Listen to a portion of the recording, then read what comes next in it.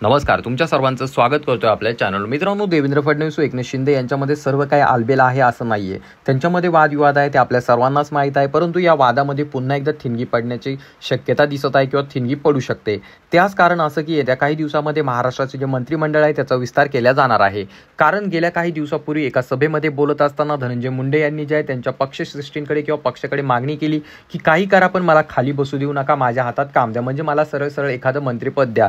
परंतु महाराष्ट्राचे मंत्रिमंडळातील सर्व मंत्रिपदे भरले गेलेली असल्यामुळे सध्या जर त्यांना मंत्री करायचं असेल तर 1-2 पदं खाली करावं लागेल. आणि यामध्ये ज्या एकनाथ शिंदे गटाच्या 2 नेत्यांची नावे समोर निघून येत आहेत किंवा त्यांची वर्णी लागू शकते किंवा त्यांना त्या ठिकाणावरनं त्यांची हकालपट्टी होऊ शकते. तर यामध्ये सर्वात अगोदर नाव येत आहे संजय शिरसाट.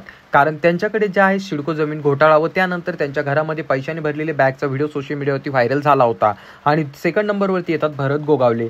त्यांच्याकडनं जे आहे त्यांच्याकडे जे खातं आहे त्या खात्यात अपेक्षित असं काम होत नाही, त्यामुळे त्या ठिकाणी त्यांच्याकडनं देखील मंत्रिपद काढून घेतलं जाऊ शकतं. आणि जर असं झालं तर पुन्हा एकदा एकनाथ शिंदे व देवेंद्र फडणवीस यांच्यामध्ये वादाची ठिणगी पडू शकते. तर तुमचं याबाबत काय मत आहे खाली कॉमेंट करून सांगा. चॅनलवरती नवीन असाल तर चॅनलला नक्कीच सबस्क्राईब करा.